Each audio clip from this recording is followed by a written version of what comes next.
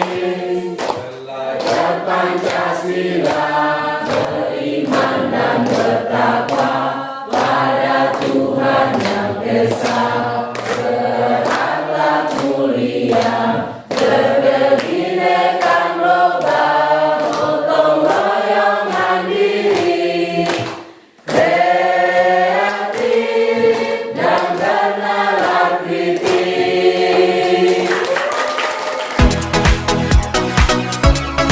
Baik, selamat Bapak Ibu. Rasanya salah satu cara untuk membangkitkan semangat kita itu seperti yang Ibu bilang tadi, dan saya ingin mengawali pertemuan kita pada pagi hari ini dengan kita mendengarkan sebuah lagu. Lagu ini cukup bermakna Bapak Ibu berkaitan dengan kurikulum yang akan kita terapkan di sekolah.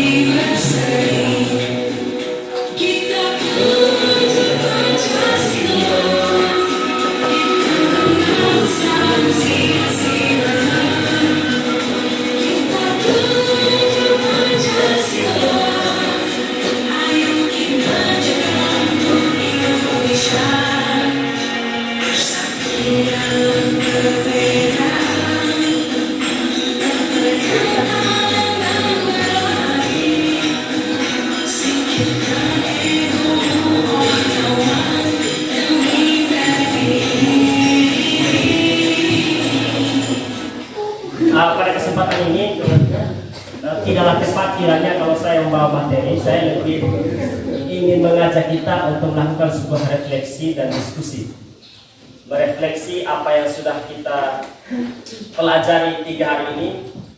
Kemudian saya juga merefleksi tentang materi kemarin dengan materi IKN yang pernah saya ikuti di awal akhir Juli kemarin. Kita di sekolah diundang oleh kementerian untuk kegiatan IKN. Mungkin kemarin saya sepakat untuk kemarin semua karena jaringan, karena dia full dari 1 minggu. Kolaborasi dan para materi itu saya sajikan dalam slide saya sebentar. Hanya saya lebih kalau materi-materi kemarin lebih luas, tapi saya lebih ke sebuah pertanyaan, apa yang akan kita lakukan. Jadi tentu Bapak Ibu setelah mulai proses ini kita akan bertanya, ada pertanyaan besar dalam benak kita, apa yang akan kita lakukan di sekolah ini. Video tadi, nyanyian tadi memberikan sebuah gambaran bahwa sebagai seorang pendidik harus ada sesuatu kita berikan untuk negeri ini. Itu lagu tadi. Nah, sebagai seorang pendidik, saya spesifik, sebagai seorang pendidik harus ada sesuatu yang harus kita berikan kepada siswa kita, Bapak Ibu. Nah, oleh karenanya, karena sifatnya adalah refleksi dan diskusi, saya ingin mengajak kita bersama untuk sedikit berdiskusi apa yang sudah kita lakukan untuk siswa selama ini. Karena kalau kita tidak melahirkan sebuah pertanyaan dalam benak kita, tentu kita akan tidak tahu apa kesalahan kita dalam pembelajaran. Saya ingin mengajak kita semua untuk melakukan refleksi apa yang sudah kita lakukan selama dalam pembelajaran, tepatkah atau tidak, terus apa yang harus kita lakukan, Bapak Ibu. Itu sebagai pertanyaan romantik untuk kita, termasuk untuk diri saya. Jadi ini saya ajak refleksi Bapak Ibu. Saya ingin mengajak kita untuk refleksi pembelajaran yang sudah kita lakukan selama ini. Benar nggak? Kira-kira kalaupun benar, ayo kita lanjutkan. Tapi kalaupun salah, apa yang harus kita lakukan? Nah, apa yang harus kita lakukan? Inilah yang saya tawarkan pada materi ini, Bapak Ibu. Jadi materi saya sebentar lebih pada materi tindakan kita di sekolah ini. Termasuk ada program yang berdampak pada murid, karena di kurikulum Merdeka itu ada alokasi waktu yang dialokasikan untuk proyek. Hampir semua mata pelajaran itu ada 36 JP untuk 1 tahun. Baik Bapak Ibu, Saya mulai dengan identifikasi masalah.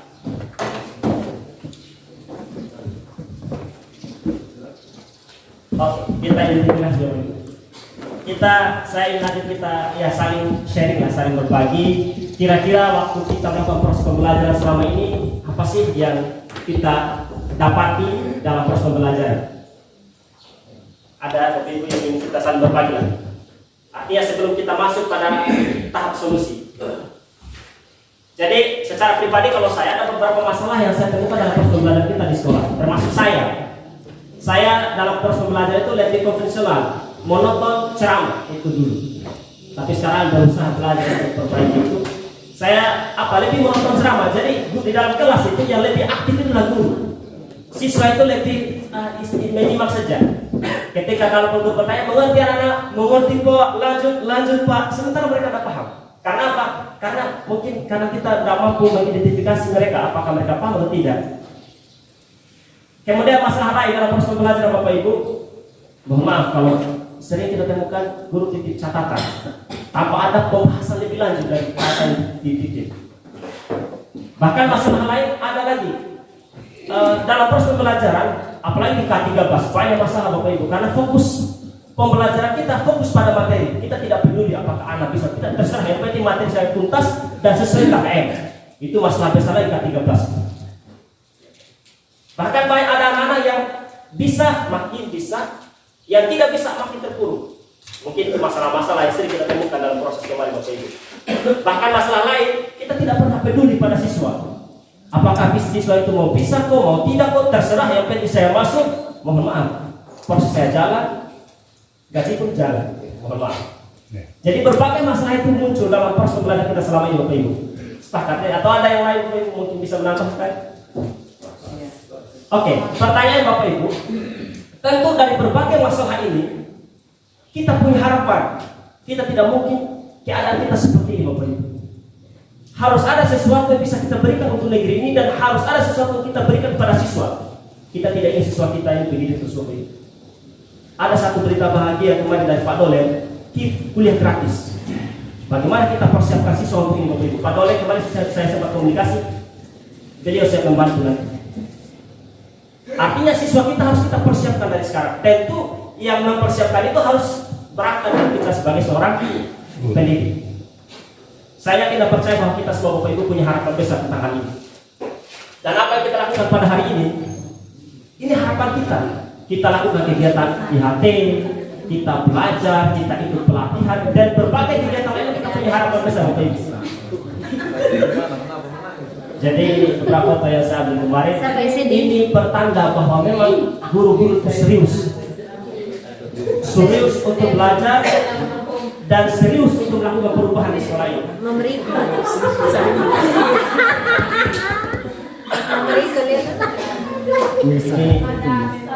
Ini pertanda bahwa memang kita ini lagi gaul. Bicara lirik. Ternyata ekspresi keseriusan dalam mengikuti materi tidak harus dengan senyuman, tapi bisa dengan muka.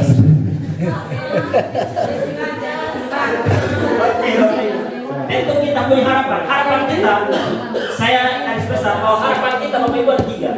Ini harapan kita di sekolah ini. Terwujudnya visi misi sekolah. Kemudian pendidikan kita harus bermakna. Kemudian siswa kita harus bermutu.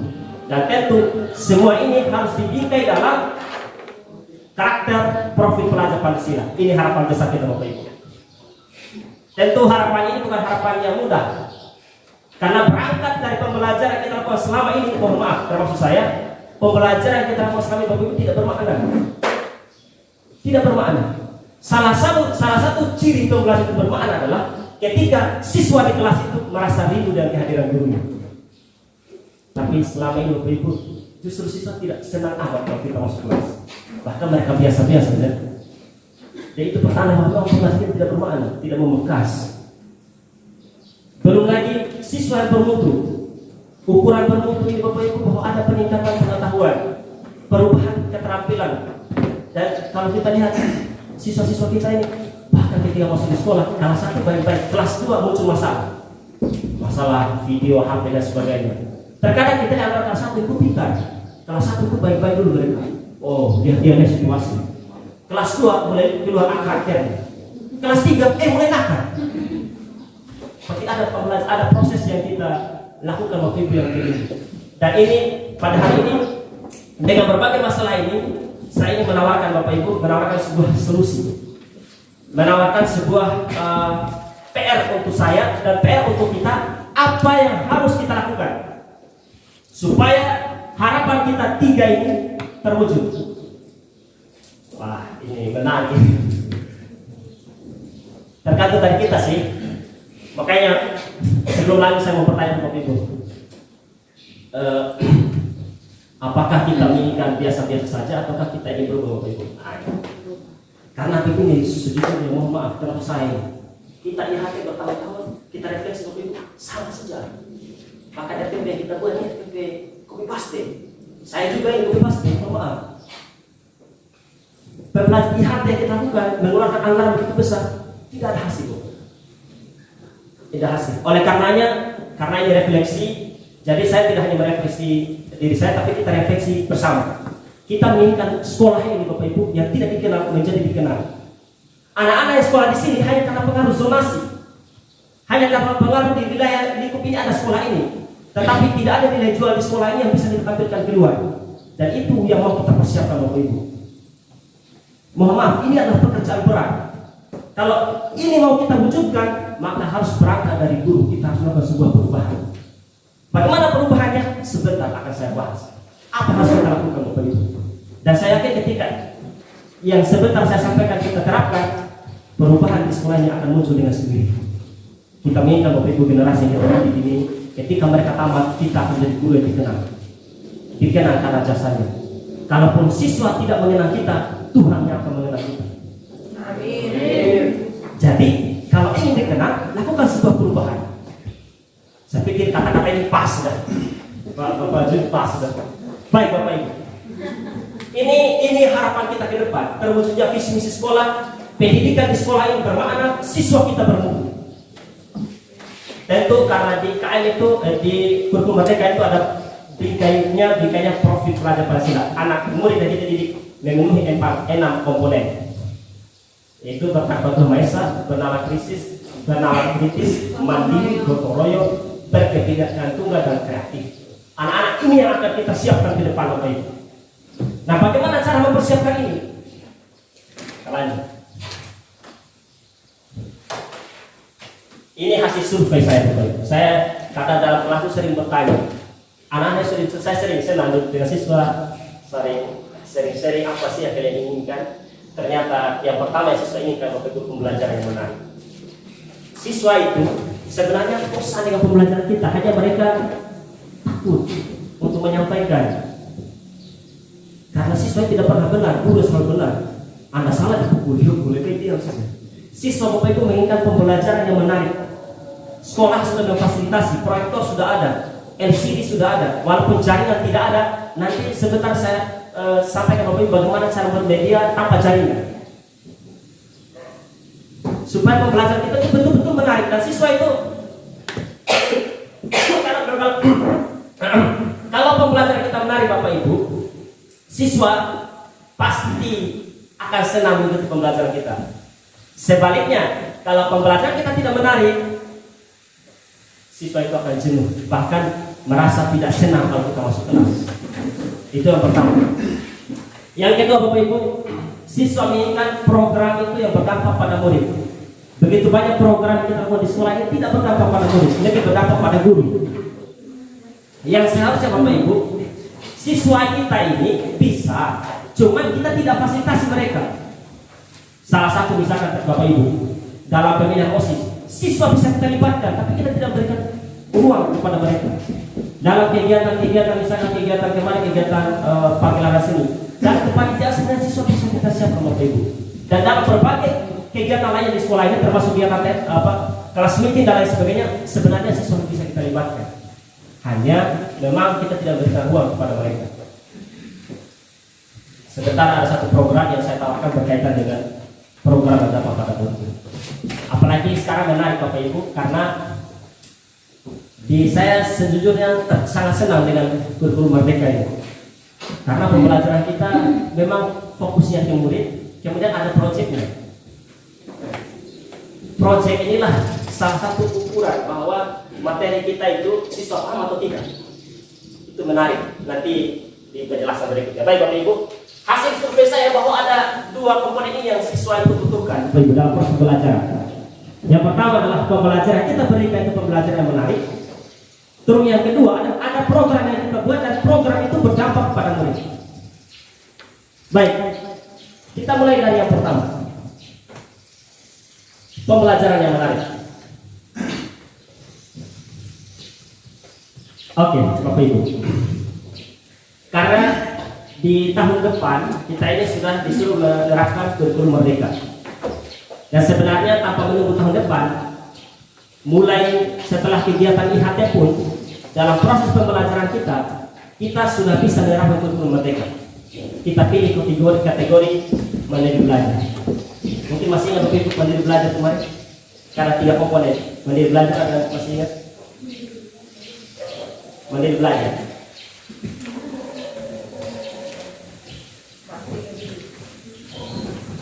Mandiri. Yang mandiri belajar.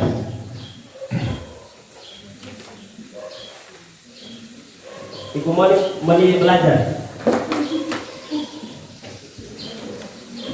Mandiri belajar itu kita masih pakai KTSP. Tapi nilai-nilai yang ada di kurikulum Merdeka sudah mulai kita terapkan. Apa nilai dalam kurikulum Merdeka Bapak Ibu? Yang esensial itu yang pertama adalah pembelajaran berdiferensiasi yang mengakomodir kebutuhan murid. Yang kedua, bahan ajar dan LKPD. Ini tetap kita terapkan perangkat K13 di mandiri belajar itu. Hanya nilai-nilai yang ada di kurikulum Merdeka untuk penguatan profil belajar Pancasila itu kita boleh terapkan. Jadi di sini Bapak Ibu ada beberapa komponen yang saya garis bawahi. Yang pertama adalah pembelajaran berdiferensiasi, yaitu suatu bentuk pembelajaran yang mengakomodir kebutuhan murid. Tes. Oke. Pembelajaran yang mengakomodir kebutuhan murid. Di dalam kelas kita Bapak Ibu, murid kita itu sangat beragam. Dan tentu ini pekerjaan berat untuk guru. Bahkan kalau misalkan dalam kalau kemarin saya pernah bertemu dengan beberapa teman-teman yang komunitas praktisi itu, kalau di penerapan saya di pembelajaran berdiferensiasi itu level soal yang saya sajikan itu berbeda. Level soalnya. Yang pasti bahwa sebagai seorang pendidik Bapak Ibu, bahwa kita harus paham kebutuhan murid kita dalam proses pembelajaran. Tingkat pengetahuan mereka beragam, kita harus paham. Dan untuk menggali informasi tentang pemahaman kita terhadap kemampuan murid, nanti akan terlihat dalam LKPD Bapak Ibu. LKPD yang saya buat, KD-nya itu analisis, sudah kayak di C4. Tapi di LKPD itu soal yang saya tawarkan dari soal menentukan, memahami dari C1, C2, C3 sampai ke C4. Nanti ketika anak-anak mengerjakan LKPD kan terlihat kan, oh anak-anak ini pemahamannya sampai ke C1 misalkan. Tinggal kalau misalkan dia pemahaman sampai C1, bagaimana tekniknya kita membuat soal-soal untuk dia yang sesuai dengan level pemahamannya, level pengetahuannya. Karena di kurikulum Merdeka Bapak Ibu kita tidak lagi ada KKM. Bahkan yang dinilai di kurikulum Merdeka itu lebih pada proses. Sebagai contoh Bapak Ibu, ada anak yang tingkat pengetahuannya 2, tapi setelah proses pembelajaran dia meningkat jadi 4, jadi 6 misalnya. Ada anak yang tingkat pengetahuan 9, tapi setelah proses pembelajarannya tetap 9. Anak yang unggul itu anaknya, walaupun levelnya bawah, tapi ada sebuah peningkatan. Dan itulah nanti proses pembelajaran yang kita akan buka berkaitan dengan proses pembelajaran yang berdiferensiasi. Tentu perlu kita mengakomodir kebutuhan murid ini, baik dalam proses pembelajaran maupun dalam proses pemberian tugas. Yang kedua, perangkat pembelajaran Bapak Ibu. RPP yang kita buat, sekarang saya bicara sedikit singgung tentang RPP di kurikulum Merdeka, karena ini kan kita sudah mulai masuk ke solusi ini Bapak Ibu. tadi masalah-masalah kita bikin di sekolah ini. Sekarang solusinya kita terapkan kurikulum merdeka, tapi menggunakan mandiri belajar. Tetap kita gunakan K13, tapi nilai-nilai yang ada di kurikulum merdeka kita sudah mulai belajar terapkan. Yang pertama tadi belajar berdiferensiasi. Yang kedua adalah RPP memuat penguatan profil pelajar Pancasila. Sebentar saya tampilkan. RPP yang kita buat Bapak Ibu harus ada 6 komponen itu harus ada di dalam. Tapi kalau misalkan RPP tidak kita jadikan panduan, memang agak kesulitan Bapak Ibu. Apalagi kalau misalkan ada copy paste, yang penting secara administrasi selesai, agak kesulitan.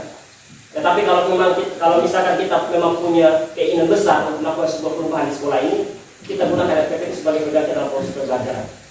Supaya beberapa nilai yang ada dalam RPP itu muncul dalam proses pembelajaran, seperti nilai penguatan profil pelajar Pancasila muncul, nilai HOT yang memuat 4C, critical thinking, kolaborasi, komunikatif, kemudian kreatif, itu juga muncul.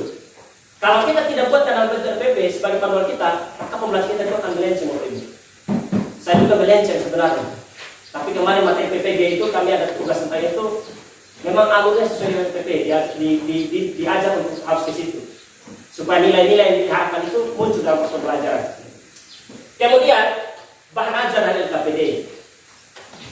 Jujur Bapak Ibu, selama ini termasuk saya tidak pernah buat bahan ajar. Paling selama ini lah saya ambil KPD di Jakarta dan Bapak Ibu bagi-bagi.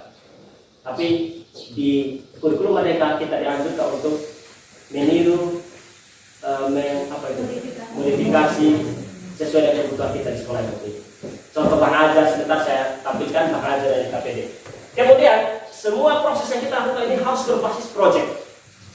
Karena memang alokasi di apa namanya kemarin di perhitungan JP itu oleh peraturan kementerian memang sudah dialokasikan. Setiap mapel itu dialokasikan 36 JP untuk proyek. Tinggal bagaimana nanti teknik kita dalam pembuatan proyek. Nanti sebentar saya tawarkan satu proyek untuk berkaitan ini. Tapi saya percaya bahwa proyek ini terkadang ada sebuah pertanyaan begini. Bagaimana bisa kita buat proyek kalau materi itu abstrak? Yang sulit sekali buat proyek. Misal materi kalau di matematika itu kalkulus, materi integral, trigonometri, sulit ini.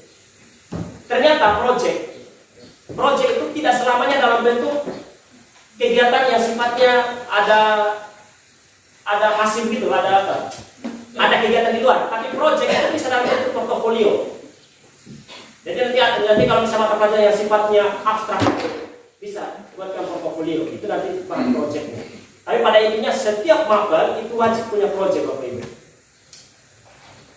Dan semua proses ini harus ada nilai penguatan profil pelajar Pancasila. Baik, lanjut Bapak Ibu.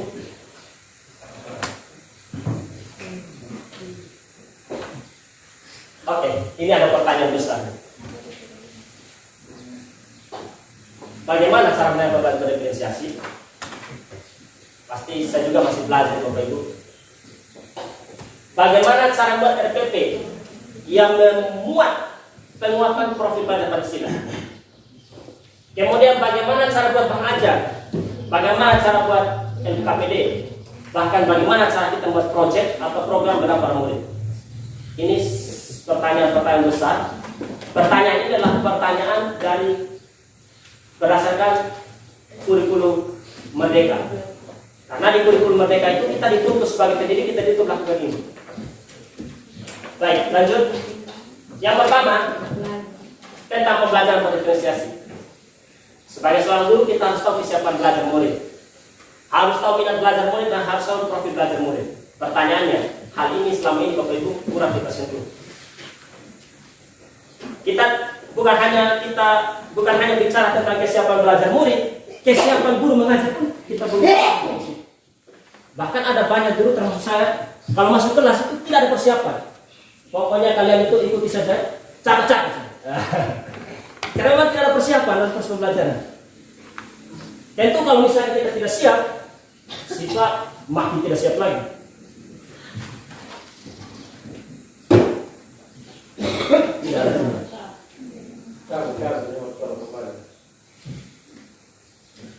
Dari yang jelek. Ya. Oke Bapak Ibu. Nah, berkaitan dengan kesiapan belajar siswa, minat belajar siswa, semuanya harus bisa kita tuang dalam bentuk RPP berdiferensiasi. Ini salah satu contoh. Mudah-mudahan bisa bukan. RPP berdiferensiasi yang saya buat.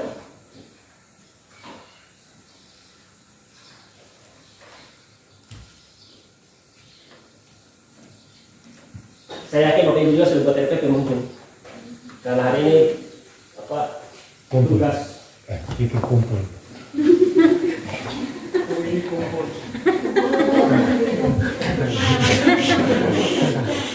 Cepat sekali. Selesai. Kan belum petah. 4 hari.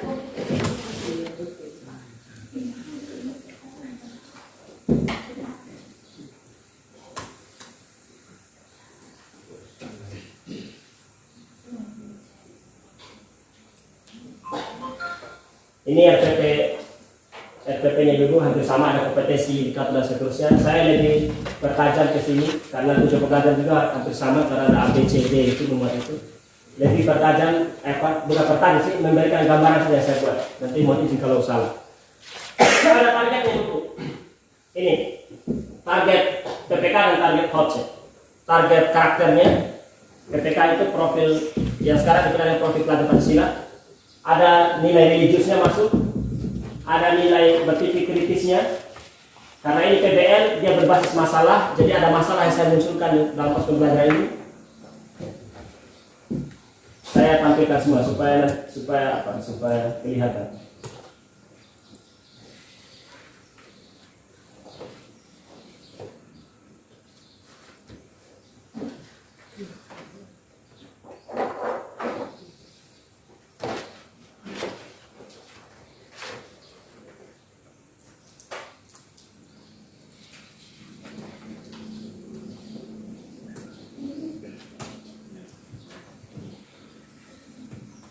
Ini media yang Bapak Ibu. Terus ini media yang biasa dalam proses pembelajaran itu supaya dalam proses kita pakai LCD. LCD ini adalah rangkuman dari materi yang tayang di depan itu, rangkuman dari bahan ajar dan LKPD. LKPD yang siswa pegang itu bisa kita masukkan ke bahan ajar untuk kita tayangkan. Ini LKPD yang ini pakai Canva gitu. Sebentar saya sedikit singgung tentang Canva.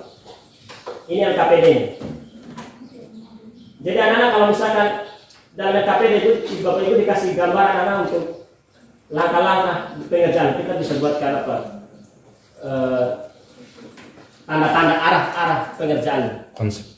Ya, untuk memudahkan anak-anak untuk menyelesaikan soal dan seterusnya. Ini LKPD. Kemudian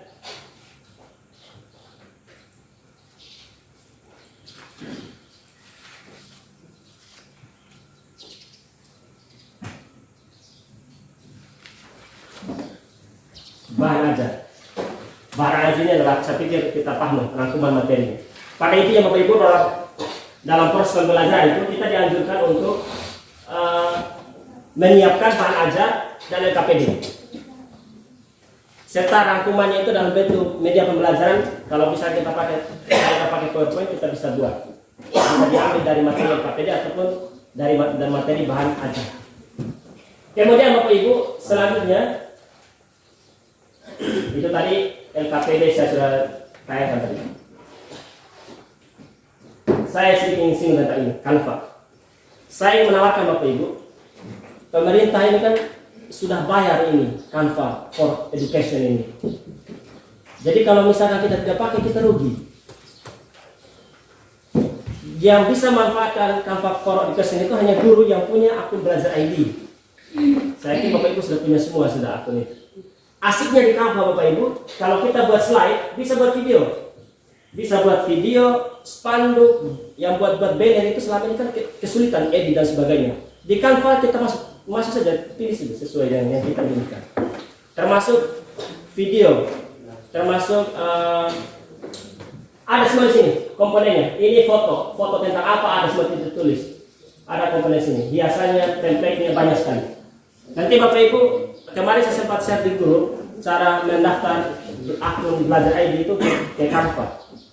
Karena proses pembelajaran kita ke depan Bapak Ibu karena menuntut kita untuk menyiapkan LKPD, menyiapkan bahan ajar. Jadi saran saya supaya LKPD dan bahan ajar kita ini menarik, buat di Canva Bapak Ibu.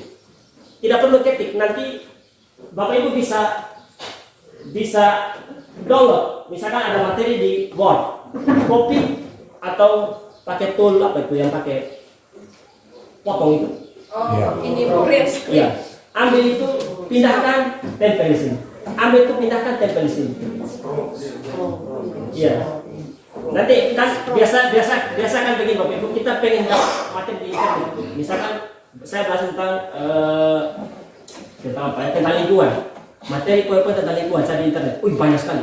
Kepengen dong saya dapat materi ini, tapi biasanya di internet itu mereka suruh terbayar itu, nggak ada bisa download.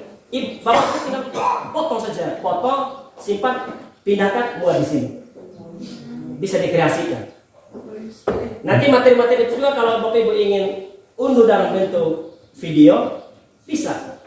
Dalam bentuk template seperti ini, dalam bentuk PPT, dan seterusnya bisa. Terserah tergantung Bapak Ibu. Nah, berkaitan dengan Canva ini nanti bisa kita sharing lebih lanjut di grup. Dan saya berharap kita sama-sama belajar supaya kita bisa membuat pembelajaran yang menarik Bapak Ibu untuk murid. Saya yakin itu yang dirindukan oleh murid sekarang. Kemudian yang terakhir, berarti kesimpulan Bapak Ibu untuk pembelajaran menarik ini yang saya tawarkan ke kita semua untuk menciptakan sebuah pembelajaran menarik dalam kelas sesuai dengan kurikulum Merdeka. Yang pertama adalah mengakomodir kebutuhan murid. Saya kemarin Pak Doki sempat singgung ini, kalau di SMK itu mereka mengakomodir kebutuhan murid itu mereka bagi sudah. Yang pintar itu di kelas A, di kelas B dan seterusnya itu kan kemarin Pak Doki tawarkan. Tapi biasa anak pintar juga itu ketika kita sudah kumpul di kelas A, tetap berbeda juga. Makanya saya lebih menawarkan kepada Bapak Ibu untuk kita membuat LKPD yang memuat tahapan pengetahuan taksonomi Bloom. Contohnya Bapak Ibu, ini kan saya kan sudah menganalisis ini materi ini. Tadi ini kan sudah menganalisis. Menganalisis.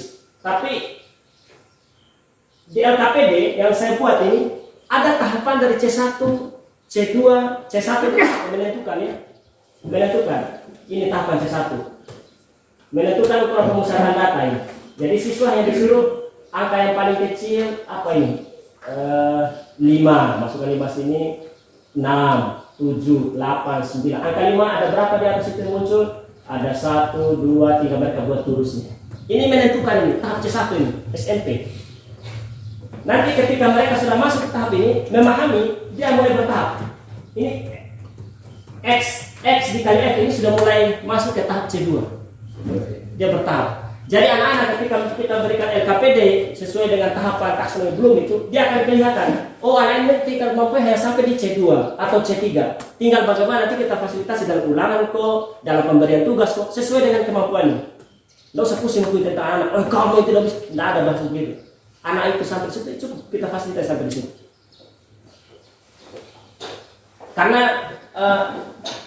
Karena memang tuntutan ke depan itu kita belajar sesuai dengan kebutuhan murid. Tidak lagi belajar berdasarkan kebutuhan guru. Kalau kita belajar berdasarkan kebutuhan guru yang ada, siswa kita bunuh dalam kelas. Dan selama ini begitu, kita pukul, kita hukum, dan selama ini. Nah ini tahapan menentukan sampai dia ke tahapan menganalisis. Tahapan menganalisis ini dari data kelompok. Jadi singkatnya Bapak Ibu, untuk memudahkan kita mengakomodir kebutuhan dalam kelas, kita bisa buat dalam bentuk LKPD yang memuat komponen taksonomi Bloom itu. Oke, kita lanjut Bapak Ibu.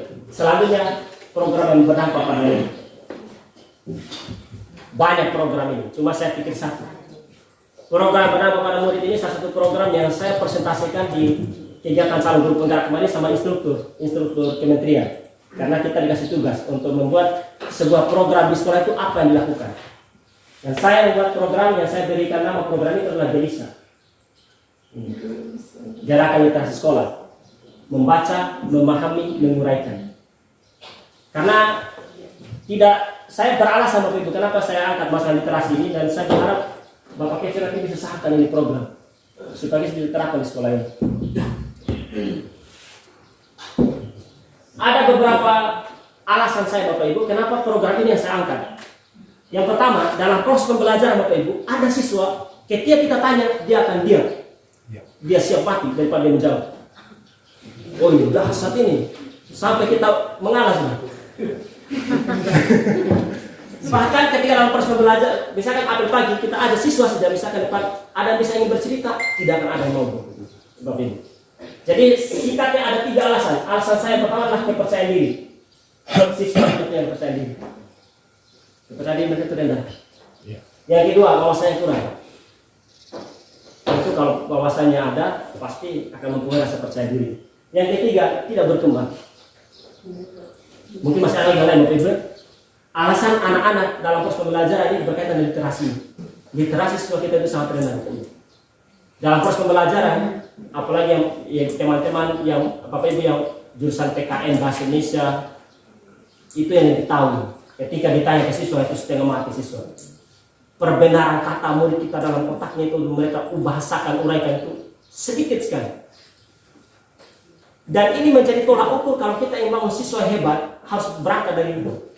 Kemampuan berbicara ini, kemampuan berliterasi, khususnya kemampuan literasi dalam berbicara. Saya pikir kita sepakat ini. Ini akar masalah. Sasaran kita program tadi namanya GELISA, Gerakan Literasi Sekolah. Bahkan kalau misalkan Bapak sahkan nanti bisa kita tempel di baru ke depan itu. Ayo kita sukseskan program literasi sekolah. Kita fokus ke situ dulu Bapak Ibu. Kalau kita anak-anak kita kalau literasinya sudah bagus, sudah pede di tempat umum, sudah berani berbicara, wawasannya bagus, mereka bisa dipakai di daerahnya masing-masing itu ada. Biasa kan di daerahnya ada acara-acara adat, tidak ada MC, bisa kita pilih anak-anak ini. Harus kita bangun nih kemampuan mereka berliterasi. Hanya bagaimana prosesnya, kegiatannya itu seperti apa, penerapannya bagaimana, pelaksanaan seperti apa. Nanti ini solusinya GELISA. Ini Bapak Ibu, kepala sekolah yang konsep. Saya pengen kepala sekolah launching ini. Kalau kemarin kita pernah launching masa Bapak Tobi YouTube kita itu hanya karena partisipasi teman-teman atau kita semua kurang Bapak Ibu. Sekarang sudah lebih dari 130 subscriber. Saya sendiri sudah mengupload video. Cuman kira-kira tidak bekerja sama. Kalau Pancasila itu YouTube-nya sudah 1.300 lebih.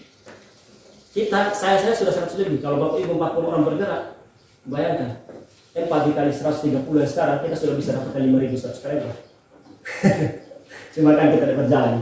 Tapi saya harap ini juga nanti YouTube ini. Saya lupa kemarin untuk Pak Dole. Pokoknya Bapak Ibu apapun kegiatan di sekolah, upload saya di YouTube. YouTube ini sekarang ini orang mengenal sekolah. Dengan YouTube kita bisa dikenal. Mudah-mudahan kita bisa ini.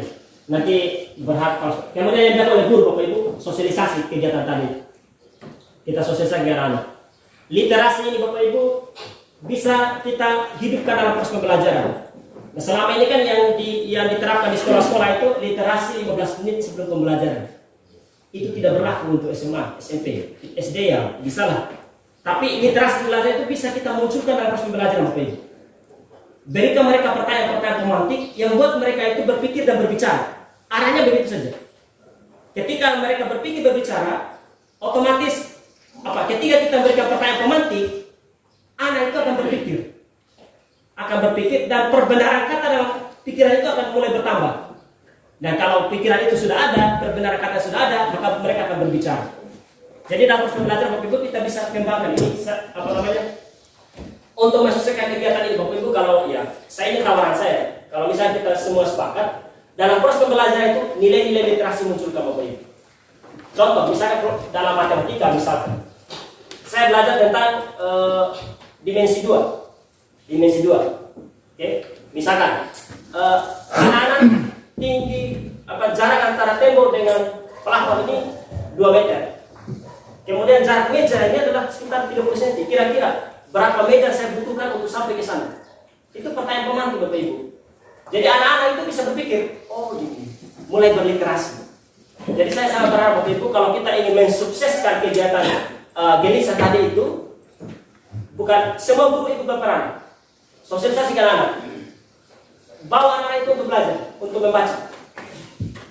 Kemudian dalam proses pembelajaran Bapak Ibu, ajak mereka berliterasi. Tidak perlu dalam kelas itu sebentar kita istirahat dulu 10 menit kalian membaca. Tidak perlu seperti itu. Tapi berikan pertanyaan pemantik yang simpel saja. Sebagai contoh, misalkan yang umum. Anak-anak dari rumah ke sini ada berapa kilo gitu kan? Jarak. Woi, berapa waktu kalian butuhkan ke sini nih? Ya pakai motor jalan kaki mulai berbicara sudah. Jadi hal ini hal pertanyaan sepele Bapak Ibu, tapi ketika fungsi otak itu difungsikan, dia akan mulai berfungsi. Jadi saya sangat berharap bahwa nilai literasi berbasis itu kita munculkan Bapak Ibu.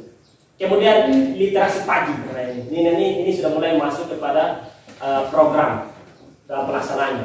Setiap pagi itu bisa kita mungkin 3 orang anak untuk sampaikan di depan apa yang mereka bisa ceritakan, gitu.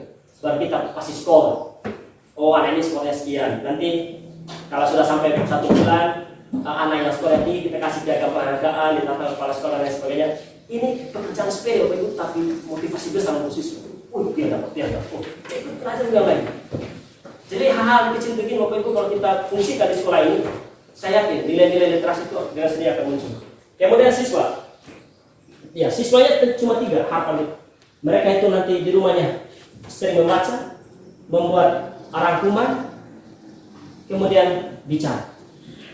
Karena Bapak Ibu ketika hal ini siswa sudah lakukan, maka rasa percaya diri tadi akan hilang dengan sedikit. Rasa percaya diri rendah tadi dengan sedikit akan hilang.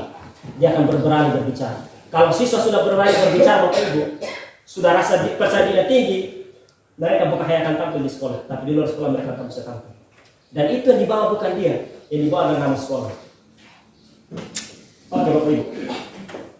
Lanjut. Output. Yang pertama kita fasilitasi murid. Temanya terserah mereka untuk mereka pilih. Menyiapkan lembaran, ada lembaran skornya. Kemudian kita fasilitasi mereka literasi mingguan. Mungkin setiap hari Sabtu itu bisa kita fasilitasi anak untuk literasi. Apa yang bisa? Dulu ini pernah saya berpikir sampai ada grup Facebook itu untuk anak-anak berliterasi, tapi itulah yang ada di dalam hanya pantun-pantun ketika Cika ditolong ini.